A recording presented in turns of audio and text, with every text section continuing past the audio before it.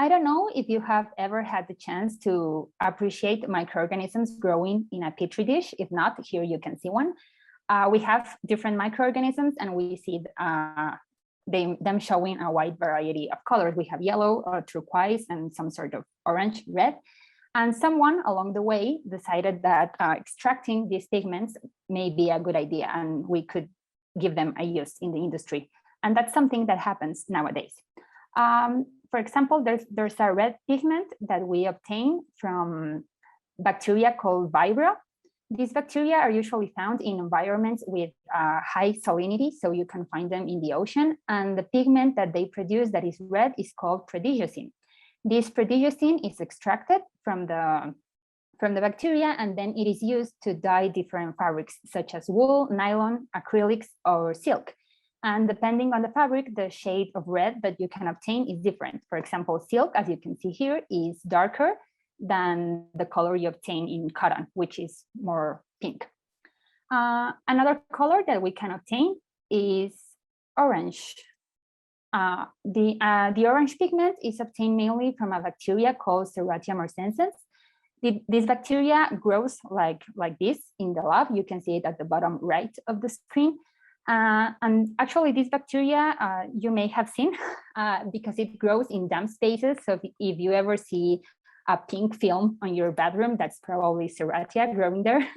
And the procedure is the same. You have to extract the pigment from Serratia, and then we use them to dye acrylic, polyester, silk, but mainly cotton.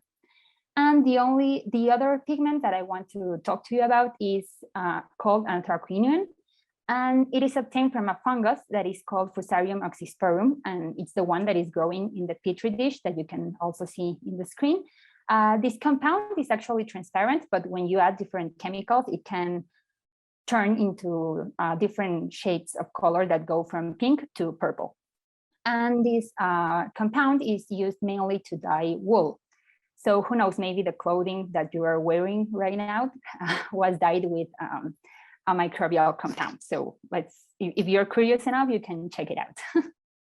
So I'm going to switch gears a little bit as this wraps up, and we're going to talk about the rainbow diversity of microbes, which I think has been touched upon a little bit today, throughout the day, actually. So let me just get that set up for everybody.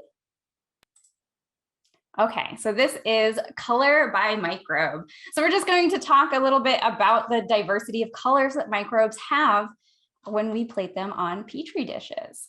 So when I say microbe, what color do you see? Some people might say they're invisible, they don't have any colors. Others might say, oh, they're that green speck on my moldy bread that I didn't eat fast enough, or that pond scum that you see in marshlands. If you have ever experienced microbiology and done any plating, you'll probably say white or some sort of shade of white, because a lot of them are a white or a cream color. But when I think of microbes, I think of this wonderful diversity in all the different colors, and even colors that we can't even see, which I just think is incredible. There's like just a limitless amount of ways that microbes can surprise us. So in Color by Microbe today, we're going to talk about the microbes that can create the different colors of the rainbow. So red, as Angelica mentioned before, is Serratia marcescens. So when we're doing fabrics, you might come up with orange, but when you plate it on a petri dish, you have this really rich, almost blood-like red.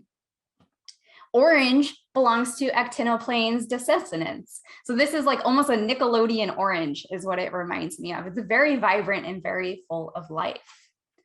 Yellow, we have MICROCOCCUS that comes up with this very yellow color. It's almost mustardy in its color. And a lot of them almost don't look real. They look like it is just a piece of paint or a little piece of paint that got dribbled on a petri dish. Green is, as many people see, is a common fungal color. Here we have Aspergillus parasiticus, showing a very prominent, almost forest green color. And then for blue, we can use Streptomyces collicolor as our royal blue color. And then finally, we have violet, or our purple color. And this is almost like a metallic-y royal purple. I've seen it in a couple different shades of purple as well, but this comes from Githanobacterium lividum. So that's all the ways that microbes, you can kind of paint with microbes on a Petri dish. And I think earlier in the International Microorganism Day, I don't remember exactly which hour, but they did have a Petri dish drawing example. So that was really fun to see. And I encourage, if you missed it, to go back and see the recording of that. And then finally, there's glowing microbes. And this is VIBRIO FISCHERI, which are common symbionts of the bobtail squid. And they form the bioluminescence that these squids use in the ocean. So very, very clever are our microbial friends. And then lastly, I just want to leave you with this. If you are never heard of auger art, I strongly encourage you to go jump on social media. Instagram is great for this, #augerart.